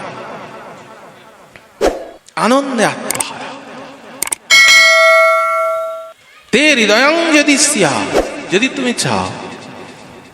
আর কি চাও না? কলিযুগ, এই কলিযুগে সাধন করা বড় কঠিন কাজ, তাই তো? সেটা আমরা খুব ভালো করে জানি যারা শ্রী গুরুপাদ পদ্মে শরণ গ্রহণ করেছি। গুরুমন্ত্র যখন জপ করতে ওই সামান্য সময়টা যখন চোখ বন্ধ করে ধ্যান করি, আমরা তখন বুঝতে পারি যে আমার মনকে কতটা আমার নিয়ন্ত্রণে রাখতে পেরেছি, খুব ভালো করে বুঝতে পারি তখন। আর না হলে হাতে যদি মালা নিয়ে বসি একান্তে, অন্য সময় দেখবেন ঘুমের ওষুধ খেয়ে ঘুমোতে হয়, কিন্তু জপের মালা হাতে নিলে দেখবেন ঘুম এমনি চলে আসে না। তো সাধন হওয়া আমাদের এই কলিযুগে বড় কঠিন, কেননা চিত্ত বড় চঞ্চল। কেননা দেখুন, আমাদের ভজন মার্গে সবার আগে দরকার অন্ন শুদ্ধ আহার, আহার সংযম দরকার। যেমন আহার হবে সেরকম বিচার হবে। তো এক প্রথম আহার সংযম নেই। দ্বিতীয় হচ্ছে সঙ্গ, সঙ্গাত সংজায়তে কাম। আমাদের যে কাম, মনের যে কাম, যে বাসনা, সেই বাসনাগুলো তৈরি হচ্ছে কোথা থেকে? সঙ্গাত সংজায়তে কাম, সঙ্গ থেকে। কিন্তু আমাদের দিন রাত যে সঙ্গ আমরা করি সব হচ্ছে জড়জগতের সঙ্গ। কেউ নিতাই গৌরাঙ্গকে আমার নিজের করতে হবে এই ভাবনায় ভাবিত কেউ নেই, সব হচ্ছে জড়জগতের বার্তা। যেখানে যাবে আত্মীয় স্বজন বন্ধু বান্ধব সব লেগে আছে কি করে ওই সংসার সমুদ্রে আপনাকে আরো ডুবিয়ে ডুবিয়ে মারা যায়, সেই চেষ্টায় সবাই সর্বত্র। কোথায় যাবে না? এমনকি আমাদের যেখানে চিত্তশুদ্ধির জায়গা বিভিন্ন সঙ্গ আদি, সেইখানেও আস্তে আস্তে কলি মহারাজের প্রভাব এমন যে কথা শ্রবণ করেও যে আমাদের হৃদয়ে নিতাই গৌরাঙ্গের প্রেম জাগরিত হবে, আমাদের চিত্ত শুদ্ধি হবে, আমাদের মনটাকে নিতাই গৌরাঙ্গ পদার বৃন্দে রাখতে পারবো। এই জায়গায় সেই কথা, সেই কীর্তন দাঁড়াচ্ছে না, দাঁড়াচ্ছে কোথায়?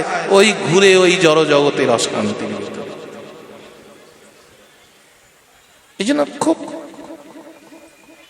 খুব সমস্যা সংকুলন জীবন। দেখুন, আহার শুদ্ধি হচ্ছে না। আবার আহার শুদ্ধি যারা করছেন মনে মনে ভাবছি আমি প্রসাদ ভোজি, কিন্তু প্রসাদ ভোজি হলে যে তার যে ক্রিয়া হওয়ার কথা, তার ভেতরে যে সংযমী হওয়ার কথা, তার চলা ফেরা বাক্য চিন্তন ভাবনা, তা পরিবর্তন হচ্ছে না। ক্লাস 1-এ যখন অধ্যয়ন করছিলাম তখন যে আমার জ্ঞান, এখন কলেজে পড়ি জ্ঞান ওই একই থাকলো। আচ্ছা, বিশ্ববিদ্যালয়ে গেলাম, জ্ঞান একই আছে, ডক্টরেট করলাম, জ্ঞান একই আছে, তাহলে দেখুন প্রশ্ন আসবে, কেন আমি ডক্টরেট করলাম? ক্লাস 1-এই তো ভালো ছিলাম, তাই না?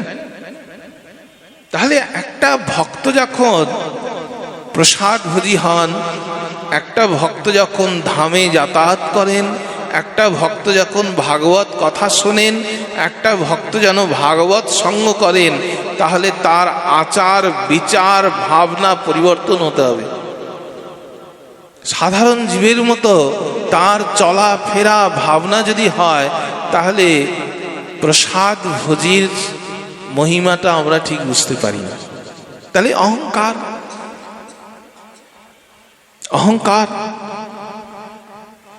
এই জন্য আহারকে দেখুন, অদ্বৈত আচার্য প্রভু যেমন নিবেদন করেছেন না, আমি ডেকে নিয়ে আসবো ভগবানকে, কিন্তু কি করব না, শুদ্ধভাবে। শুধু বলেননি, একটা শব্দ দিয়েছেন দেখবেন, শুদ্ধভাবে। যেমন গাও গাও পুন গৌরাঙ্গের গুণ, কিন্তু একটা বিশেষণ দিয়েছেন, সেই বিশেষণের উপরে আমাদের জোর নেই কারণ। সেটা কি জানেন? সরল করিয়া মন। দেখবেন সরল, অর্থাৎ মনটাকে কি করতে হবে না, সরল।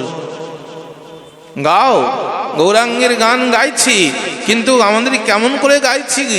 ওই গরল করে গাইছি, গরল করে। কিন্তু পদকর্তারা দেখবেন বলেছেন আমাদের, গাও গাও পুন গৌরাঙ্গের গুণ, সরল করিয়া মন। সরল। তো এই জন্য আমাদের দেখুন, আহার শুদ্ধি, সঙ্গ শুদ্ধি আর ভূমি শুদ্ধি, এই 3 শুদ্ধির প্রয়োজন। 3 শুদ্ধির প্রয়োজন। কিন্তু আমরা তো অন্নগত প্রাণ, স্বল্প আয়ু, ঠুনকো বিশ্বাস, দিবানিশি কাম ক্রোধ লোভ মোহ মদ মাৎসর্য হিংসা দেশ পরশ্রী কাতরতায় জর্জরিত। তাহলে এই যুগের জন্য সরলীকরণ করা হয়েছে। সরলীকরণ করেছে দেখুন যুগোপযোগী, এবং এমন সরলীকরণ করলেন যে সরলীকরণের জন্য ত্রিযুগের, অর্থাৎ সত্যযুগ, ত্রেতাযুগ, দ্বাপর যুগ, এই ত্রিযুগের মানুষ পর্যন্ত তারা চাইছেন যে এই কলিযুগে যেন আমাদের জন্ম হয়। কি অদ্ভুত! কলিযুগে যেন আমাদের জন্ম হয়। কৃতাদেশু প্রজা রাজন, শ্রীমদ্ ভাগবতে বলছেন দেখুন, কলা বিচ্ছন্তি সম্ভবম। কেন এই কলিযুগে জন্মগ্রহণ করতে চাইছো কেন? সবচাইতে দূষিত যুগ, সর্বশাস্ত্রে দেখবেন নিন্দা করা হয়েছে কলিযুগকে, কিন্তু বলছে কলৌ কলি ভবিষ্যন্তি নারায়ণ পড়া। এই কলিযুগে এই মানুষগুলো কি হবে? নারায়ণ পড়া, নারায়ণের মতো গুণ সম্পন্ন হতে পারে।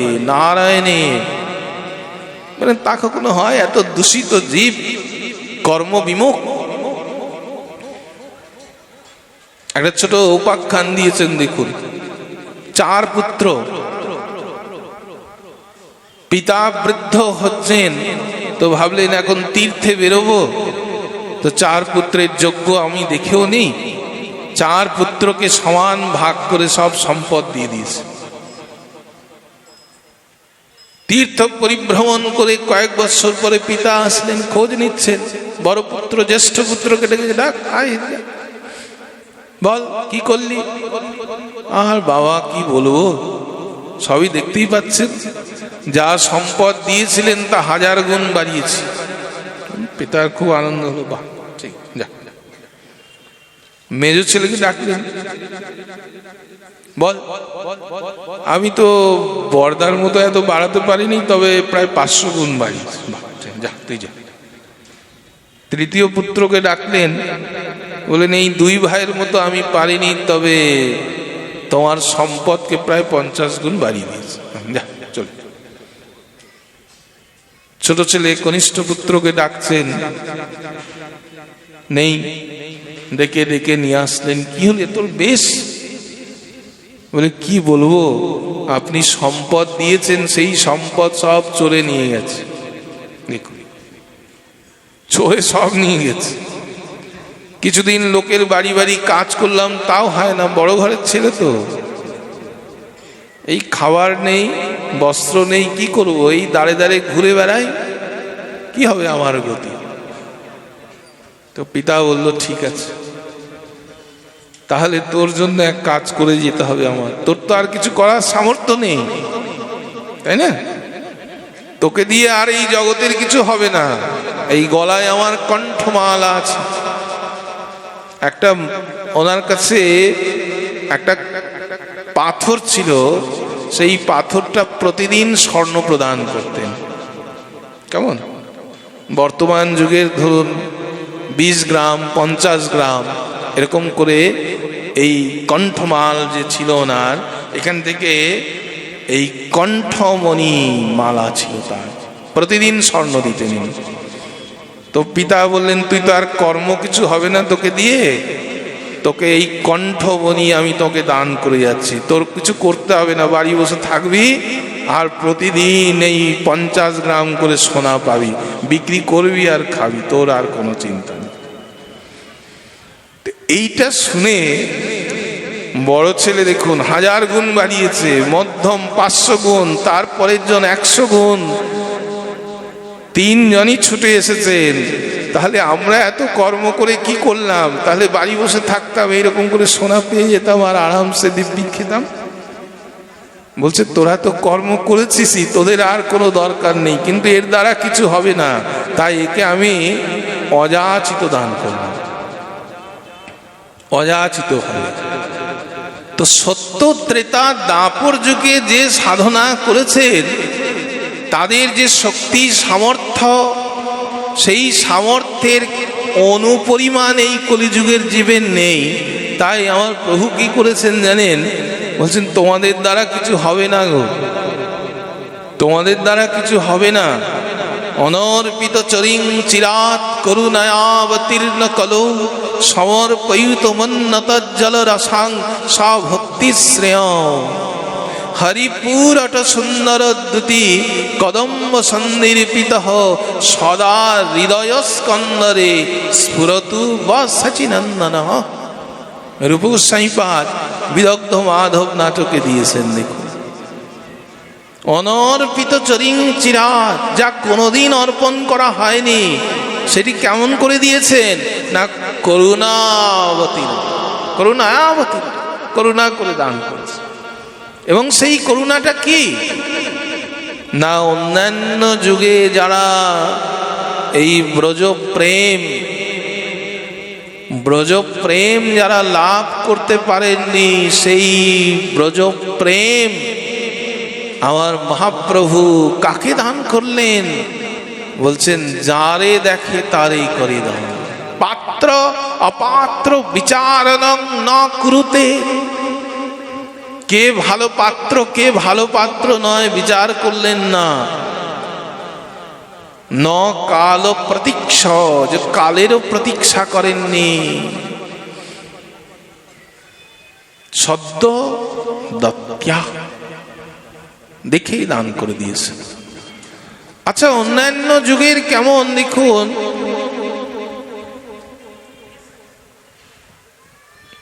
আমরা যেমন ভাবি যে বৈষ্ণব,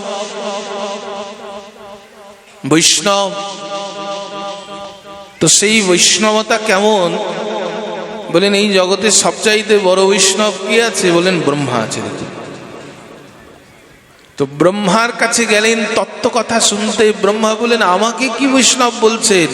আমি তো প্রভুকে স্মরণই করতে পারি না। কেন না, আমাকে তো দান করেছেন মহা দায়িত্ব, সৃষ্টির কার্য দিয়েছেন, এত ব্যস্ততার ভেতরে ভগবানকে ডাকার সময় কই?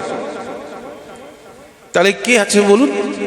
বলেন দেখছেন না সব সময় ধ্যান করছেন কে? স্বয়ং দেবাদিদেব মহাদেব। তো মহাদেবের কাছে গেছেন, মহাদেব বলছেন যে আমিও ঠিক বুঝতে পারছি না, ধ্যান করছি বটে, তবে সেই উপলব্ধি আসেনি। তবে যদি বুঝতে হয় তাহলে পঞ্চ পাণ্ডব আছে, ওনারা ভালো, গোবিন্দ ওনার জন্য সারথি হয়েছেন। আচ্ছা, পঞ্চ পাণ্ডবের কাছে যখন গেলেন, পঞ্চ পাণ্ডব বলছেন যে আমাদের ভাগ্যবান বলছেন, বৈষ্ণব বলছেন, দেখছেন গোবিন্দ আমাদের ত্যাগ করে এখন চলে গেছে। যদি ভাগ্যবান হতাম তাহলে গোবিন্দ কখনো আমাদের ছেড়ে যায়? বেশ, তাহলে কি আছে বলুন? ওই দেখুন মথুরায় যে বিরাজ করছেন উদ্ধবজি মহারাজ, এই হচ্ছে সর্বশ্রেষ্ঠ অধিকার, মহা অধিকারী। আচ্ছা, উদ্ধবজির কাছে যখন গেলেন, উদ্ধবজি বলছেন আমি এতদিন মনে মনে ভাবতাম আমি বোধহয় প্রভুর জন হতে পেরেছি। বাসনাও খারাপ নয়। সেই ৫ম বৎসর বয়স থেকে স্বতঃস্ফূর্ত গোবিন্দ চিন্তা করেন, গোবিন্দ চিন্তন করে করে গোবিন্দের অঙ্গের বর্ণ লাভ করেছিলেন উদ্ধবজি। দেখুন, অর্থাৎ গোবিন্দের যে অঙ্গকান্তি, সেই অঙ্গকান্তিটা উদ্ধবজির অঙ্গকান্তি একই রকম। শ্রী গোবিন্দ যেমন করে চলতেন, বলতেন, হাঁটতেন, উদ্ধবজি একই রকম। দূর থেকে যদি উদ্ধবজিকে দেখেন আপনি ভাববেন গোবিন্দই চলেছেন, এমন। তার চাইতেও বড় সৌভাগ্য কি জানেন? প্রতিদিন শ্রী গোবিন্দের নিজে হস্ত দ্বারা চরণ সেবা করতেন উদ্ধবজি। প্রতিদিন প্রভুর চরণার বৃন্দে মস্তক দিয়ে এইখানেই শুয়ে থাকতেন। প্রভু বিশ্রামে যেতেন, মাঝে মাঝে ঘুমের ঘোরে শ্রী গোবিন্দের আওয়াজ শুনতে পারতেন। হা রাধে বলে শ্রী গোবিন্দ ঘুমের ভেতরে কম্পন দিয়ে উঠতেন, অবিরাম অশ্রু বিসর্জন হতো। এই সাক্ষী উদ্ধবজি মহারাজ। গোবিন্দ প্রসাদ গ্রহণ করলে প্রতিদিন সেই অধরামৃত প্রসাদ পেতেন। এত সৌভাগ্য! গোবিন্দের যত গোপন কথা, গোপ্য কথা সব উদ্ধবজিকে জানাতেন। এত সৌভাগ্য! শ্রী গোবিন্দের চরণার বৃন্দে পড়ে গোবিন্দের সেই চরণ রস দ্বারা প্রতিদিন অভিষিক্ত করতেন। এত সৌভাগ্য! গোবিন্দের চরণ তলে বসে বসে নির্জনে একান্তে নিশীতে গোবিন্দের চরণ সেবা করতে করতে হৃদয়ে সেই চরণ রাজি রেখে অঝরে ক্রন্দন করতে। এত সৌভাগ্য! সাক্ষাৎ ভাবে নয়, লীলা স্মরণ নয়, সাক্ষাৎ সেবা করেন এই দেহ দিয়ে। তো তিনি যদি মনে মনে ভাবেন যে আমি গোবিন্দের একটু কাছের জন, তো দেখুন এটা বলাই বাহুল্য, কোনো দর্শনীয় নয়। আমাদের যেমন কোটি জন্মে গোবিন্দের সঙ্গে সম্বন্ধ না থাকলেও আমরা যেমন ভাবি যে আমার মতো বোধহয় বড় বৈষ্ণব জগতে আর কেউ নেই, কিন্তু দেখুন এনাদের দশা কি দশা। এইটুকু মনে এসেছে আমি বোধহয় গোবিন্দের কাছের জন। ঠিক যেমন দুগ্ধ যখন আপনারা গরম করেন না, ওর ভেতরে যদি ছোট্ট একটা তৃণকুটো, ছোট্ট যদি একটা ঘাস টুকরো থাকে, তো দুধটা যখন টকবক করে ফোটে না, তো দেখবেন তার ভেতরে একবার ওই ঘাসটা দেখা যায় আবার বিলীন হয়ে যায়। এইরকম উদ্ধবজির মনে একটু ওই রকম অভিমান জাগরিত হয়েছিল। আমার প্রভু সেই অভিমানও রাখবেন না হৃদয়ে। উদ্ধবজিকে বললেন, উদ্ধব ব্রজং গচ্ছ, তুমি ব্রজ বৃন্দাবনে যাও। কি অদ্ভুত ভাব দেখুন, যিনি গোবিন্দ চরণার বৃন্দ ত্যাগ করে ক্ষণকাল থাকতে চান না, বাঞ্ছা করেন না, তাকে গোবিন্দ বলছেন, উদ্ধব ব্রজং গচ্ছ, তুমি এখন ব্রজ বৃন্দাবনে যাও, ব্রজ বৃন্দাবনে যাও। আচ্ছা, ব্রজ বৃন্দাবনে যাবে যে, তোমার আদেশ তো আমি ফেলতে পারবো না, কিন্তু আমি ব্রজ বৃন্দাবনে যাব তোমার কথা শুনে, কিন্তু যাব যত দেরি লাগবে তার থেকে তত তাড়াতাড়ি তোমার কাছে আসবো। দেখুন, গোবিন্দ বলছেন, যাও তো একবার ব্রজ বৃন্দাবনে। কেননা ব্রজ বৃন্দাবন হচ্ছে কর্মভূমি নয়, ভাবের ভূমি। কর্মভূমিতে কর্মের শেষ হয়, কিন্তু ভাব জগতে ভাবের শেষ হয় না। আমরা যেমন অনেক সময় ভাবি, দেখবেন আমি ভজন করব, চিন্তন করব, ঘড়ি ধরে, কিন্তু ঘড়ি ধরে তো প্রেম হয় না, বলুন। ঘড়ি ধরে প্রেম হয় না। ঘড়ি ধরে কর্ম করা যায়, কিন্তু ঘড়ি ধরে প্রেম রাজ্যে হয় না। আর বৃন্দাবন হচ্ছে সেই প্রেমেরই রাজত্ব। দেখুন, মহাসমুদ্র প্রেমের। ব্রহ্মাণ্ডের যত এই ভক্তি নদী আছে, সেই ভক্তি নদীগুলোর বিলীন হচ্ছে ব্রজ বৃন্দাবনে। উদ্ধবজি মহারাজ দেখুন, এই ব্রজ বৃন্দাবনে গেছেন, কি অদ্ভুত প্রেম দেখুন। যে ব্রজজনরা মেঘ দর্শনে গোবিন্দ স্ফুরণ হয়, যমুনার নীল জল দর্শন করে গোবিন্দ স্ফুরণ হয়, বৃক্ষদের দর্শন করে তাতে গোবিন্দ স্ফুরণ হয়, সেইখানে উদ্ধবজি ব্রজ বৃন্দাবনে গেলেন। সখীরা ভিড় করেছেন, কিন্তু দেখুন কোন সখীকে দেখবেন না আপনি গিয়ে উদ্ধবজিকে জড়িয়ে ধরেছেন, গিয়ে যে গোবিন্দ এসেছেন। কি অদ্ভুত রসশাস্ত্র দেখুন। যে গোপীগণ যমুনায় ঝাঁপ দেন গোবিন্দের সেই নীল বরণ দেখে, যে গোপীগণ বৃক্ষ তমাল বৃক্ষকে জড়িয়ে ধরেন, যে গোপীগণ এই ব্রজ বৃন্দাবনে গোবিন্দের ভাবে বিভোরা হয়ে আছেন। আর এই উদ্ধবজি, যার বর্ণ, যার বেশ, কেননা গোবিন্দ নিজে সাজিয়ে দিয়েছিলেন গোবিন্দের ভূষণ দিয়ে, গোবিন্দের প্রসাদী বস্ত্র দিয়ে। কিন্তু অদ্ভুত কি জানেন, যে কোন গোপী উদ্ধবজিকে এসে জড়িয়ে ধরে। এক গোপী বলছেন যে মনে হচ্ছে কানহা, কানহার মতো লাগছে, তবে কানহা নয়, কে বটে?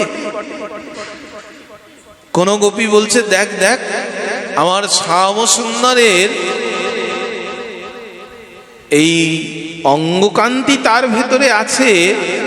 শুধু তাই নয়, আমার শ্যাম সুন্দরের বসনটাও চরণ করেছে, দেখ কেমন। তো কোন গোপী বলছে, সখীরে, এর রূপ গোবিন্দের, এর চলন বলন গোবিন্দের, এর বসন ভূষণ গোবিন্দের, কিন্তু গোবিন্দ নয়। কেন জানিস? এর অঙ্গগন্ধ গোবিন্দের নয়। তাহলে ভাবুন গোপীগণ কতটা নিপুণ। এই ব্যক্তির অঙ্গগন্ধ, অঙ্গকান্তি, অঙ্গের ভূষণ, বেশভূষণ, চলন বলন সব গোবিন্দের, কিন্তু এর অঙ্গগন্ধ গোবিন্দের নয়, এ গোবিন্দ নয়। গোবিন্দ জানিয়েছেন এই গোপীরা কারা, বলছেন মত প্রাণা। ওই ব্রজ বৃন্দাবনে যাদের দেখবে উদ্ধব, ওরা হচ্ছে সব আমার প্রাণ। অর্থাৎ গোবিন্দের প্রাণ কোথায় আছে? এই গোপীগণের ভেতর। মত প্রাণা মদার্থে ত্যক্ত দেহিকা। আমার জন্য যদি প্রয়োজন হয় তো তারা তাদের দেহ কুল শীল মান সব তিলাঞ্জলি দিয়ে দিতে পারেন। মদর্থে ত্যক্ত দেহিকা। তো সেই গোপীগণের সঙ্গ লাভ পেলেন। দেখুন গোবিন্দ, যে গোবিন্দকে উনি ক্ষণকাল হারাবেন না, কিন্তু সেই গোবিন্দের প্রিয় ভূমি ব্রজ বৃন্দাবনে আসলেন। ইদম বৃন্দাবনং মম ধামৈব কেবলম। বৃন্দাবনং মম ধামৈব কেবলম বলেছেন। তো সেই ব্রজ বৃন্দাবনে উদ্ধবজিকে পাঠিয়েছে। দেখুন, আর এই প্রেম রাজ্য এমন, যে প্রেমে এমন রূপ দিলেন। দেখুন, দীর্ঘ 6 মাস ধরে ব্রজজনদের সঙ্গ করলে, দীর্ঘ 6 মাস স্বয়ং রাধারানীর কৃপা লাভ করেছেন। লাভ করে ব্রজ বৃন্দাবনে কামনা করে আসলেন উদ্ধবজি। ভাবুন, আমরা যেমন কামনা করি না, আমাকে কৃপা করুন ভক্ত যেন হই, আমাকে কৃপা করুন আবার যেন সেবা পাই, কিন্তু এই রকম উদ্ধবজি স্বয়ং রাধা ঠাকুরানীর কৃপা পুষ্ট যিনি,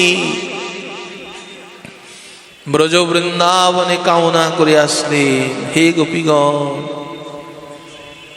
কিমপি গুল্ম লতাদি ঔষধিনা। এই ব্রজ বৃন্দাবনে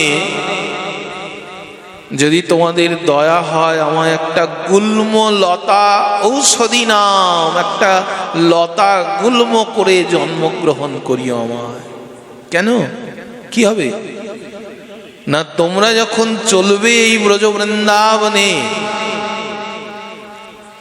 তোমাদের চরণ পেয়ে এই ব্রজের যে রজগুলো যখন উড়বে আকাশে বাতাসে, তোমাদের সেই চরণ স্পর্শিত যে রজ, ওই একটা রজ যদি উড়তে উড়তে উড়তে উড়তে কখনো আমার মস্তকে এসে পড়ে, তাহলে আমার কোটি কোটি জন্ম আমার সার্থক হয়ে যাবে।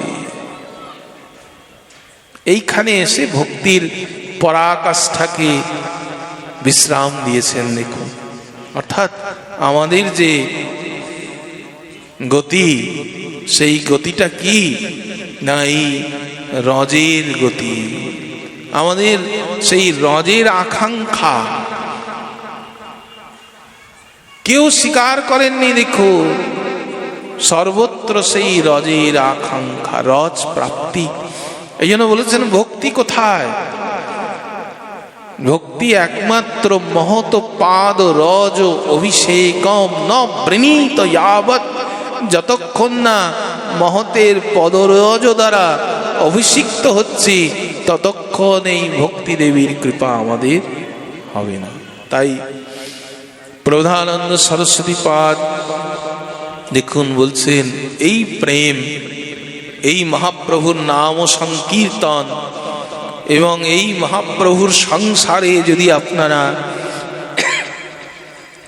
মাতোয়ারা হতে চান এবং আমাদের এই বহু মূল্যবান দেবদুর্লভ দেব বিরিঞ্চিত যে মনুষ্য জন্ম, সেই মনুষ্য জন্মকে অবহেলায় এই জড়জগতের সামান্য লাভ প্রজা প্রতিষ্ঠা, এই জড়জগতের সামান্য ওই অর্থ বৈভব, এই জড়জগতের ওই সামান্য দ্বিধা দ্বন্দ্বে কাটিয়ে ব্যর্থ করো না, বরং এই অমূল্য সম্পদকে গৌর গোবিন্দের সেবায় লাগিয়ে দাও। তাই আমরা যাতে প্রাণ ভরে নিতাই গৌরাঙ্গকে আমরা ডাকতে পারি, প্রাণ ভরে যাতে আমরা হরিনাম মহামন্ত্রকে কীর্তন জপ করতে পারি, এবং আমাদের পরমার্থ জগৎ যাতে আমরা খুব সুন্দর করে আমরা পালন করতে পারি, সেই আশা আকাঙ্ক্ষা রেখে আপনাদের সবার শ্রীচরণার বৃন্দে আমার প্রণতিপাত জানিয়ে ছোট্ট হরিকথা এখানেই বিশ্রাম। জয় জয় রাধে কৃষ্ণ গোবিন্দ, জয় জয় রাধে। সবাই গাইবে।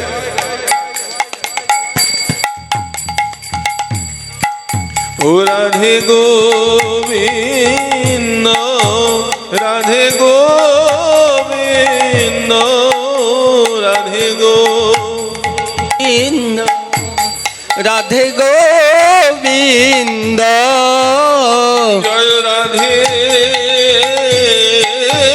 রাধে গোবিন্দ, জয় রাধে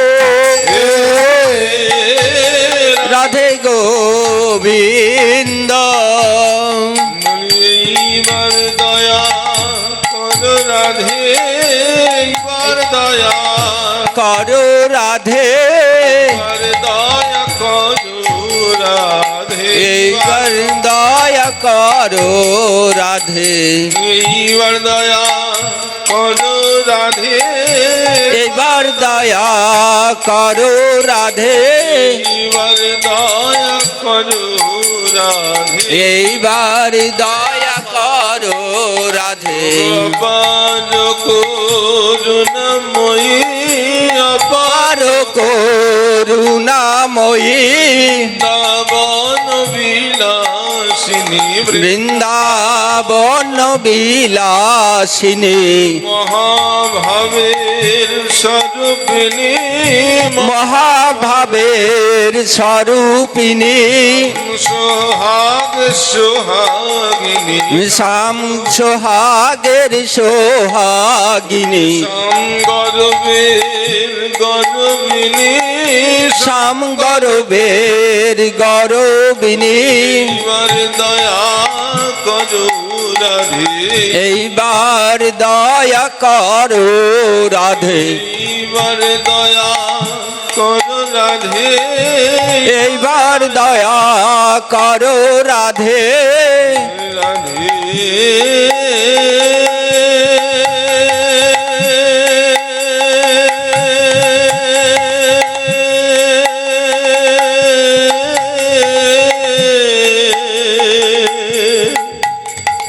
ওগো প্রেমময়ী,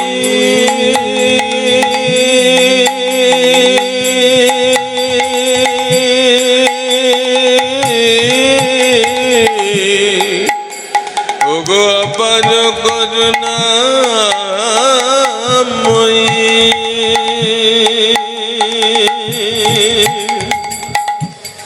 ওগো রাধে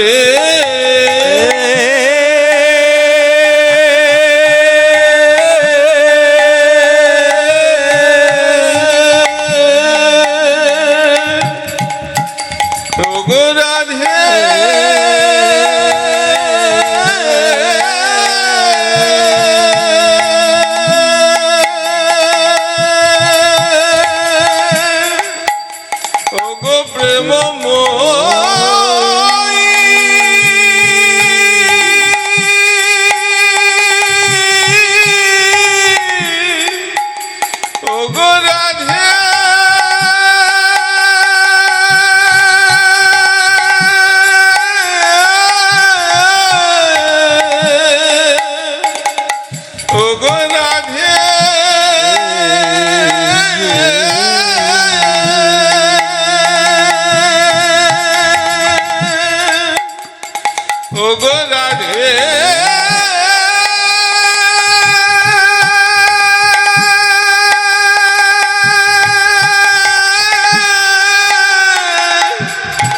ওগো প্রেমময়ী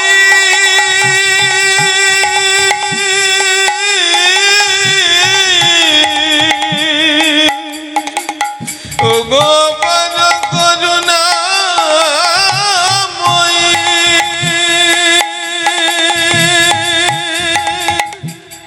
ওগো রাধে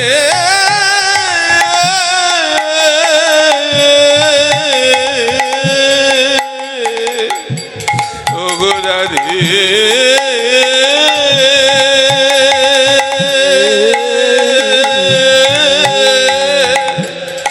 ওগো রাধে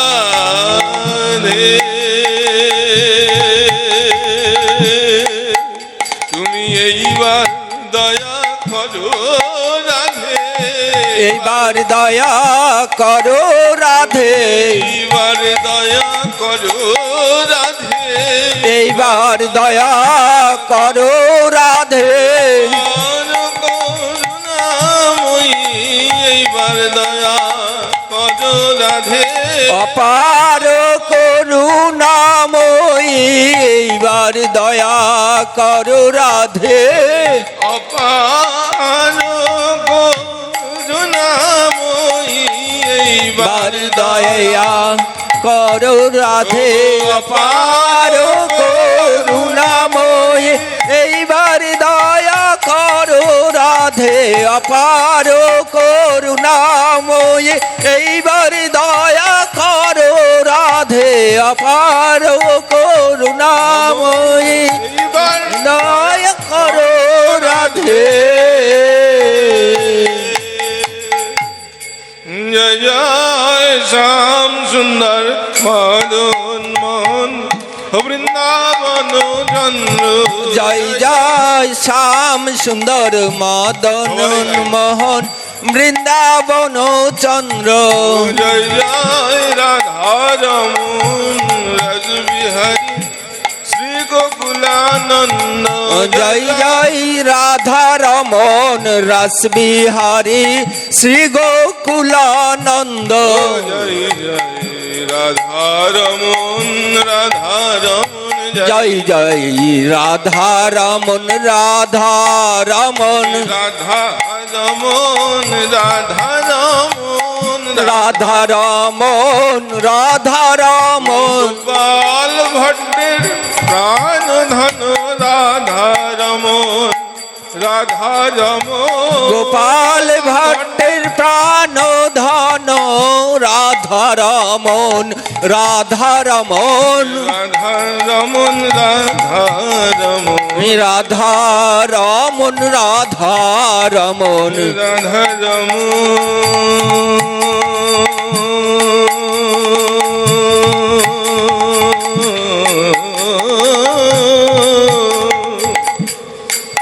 রাধা রমন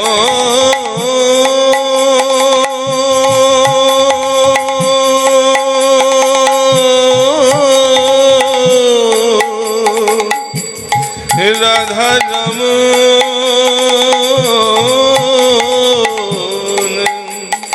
রাধা রমন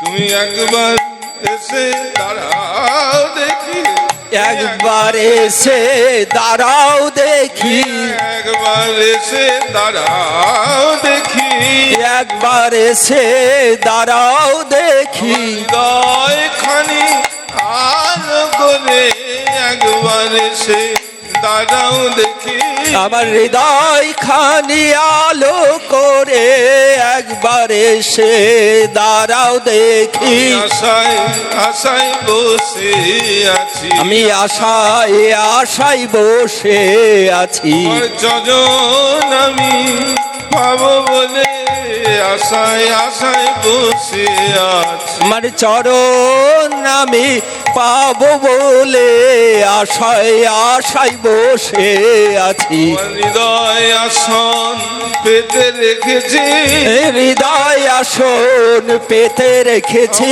হৃদয় আসন পেতে রেখেছি হৃদয় আসন পেতে রেখেছি একবার এসে দাঁড়াও দেখি একবার এসে দাঁড়াও দেখি চলন চলন রেখে একবার এসে দাঁড়াও দেখি আমার চরণে চরণ রেখে একবার এসে দাঁড়াও দেখি হাসি মুখে বাসি লয়ে হাসি মুখে বাসি লয়ে ভঙ্গিমা ভঙ্গিমা থামে ত্রিভঙ্গিমা ভঙ্গিমা ঠামে একবার এসে দাঁড়াও দেখি একবার এসে দাঁড়াও দেখি আমি আশায় আশায় বসে আছি একবার এসে দাঁড়াও দেখি আমি আশায় আশায় বসে আছি, একবার এসে দাঁড়াও দেখি। একবার এসে দাঁড়াও দেখি, একবার এসে দাঁড়াও দেখি, একবার এসে দাঁড়াও দেখি, একবার এসে দাঁড়াও দেখি। গোবিন্দ আমার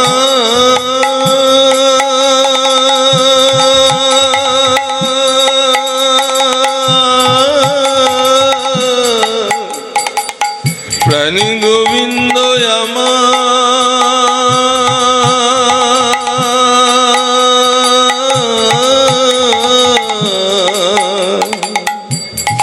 একবার এসো হে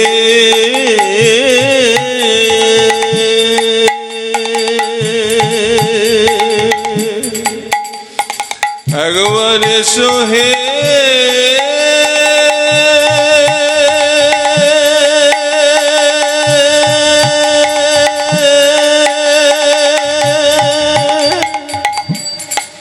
একবার এসো হে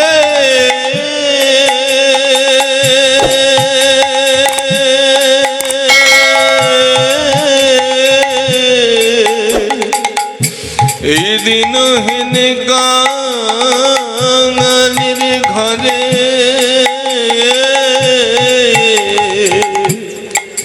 ওগো দিন না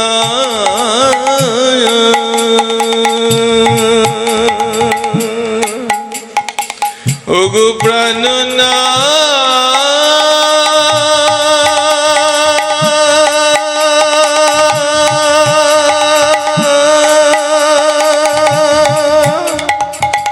প্রাণী গোবিন্দ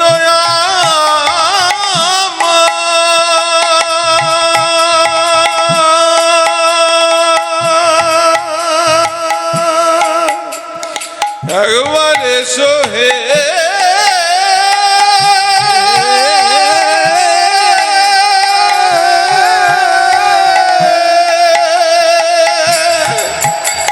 একবার এসো হে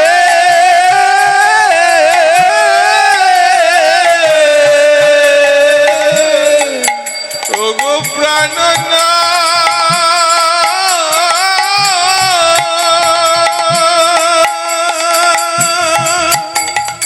প্রাণী গোবিন্দ আমার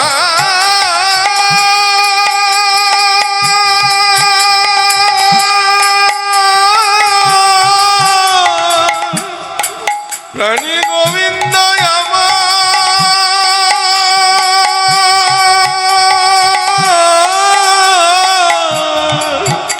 প্রাণী গোবিন্দ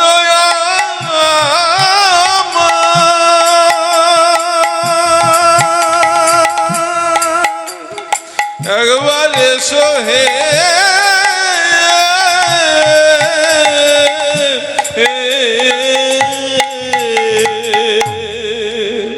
তুমি নিজ গুণে কৃপা করে এই দিনহীনী কাঙালির ঘরে তুমি একবার এসে দাঁড়াও দেখি, একবার এসে দাঁড়াও দেখি। রাধা লয়ে যুগল হয়ে একবার এসে দাঁড়াও দেখি, রাধা লয়ে যুগল হয়ে একবার এসে দাঁড়াও দেখি। রাধা লয়ে যুগল হয়ে একবার,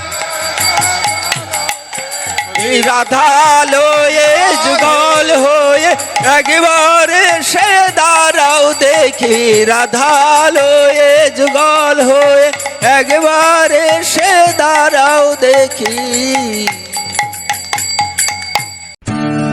আপনাদের কাছে একটি ছোট্ট অনুরোধ, এই ধরনের আরও ভিডিও দেখতে চ্যানেলটিকে এখনই সাবস্ক্রাইব করুন।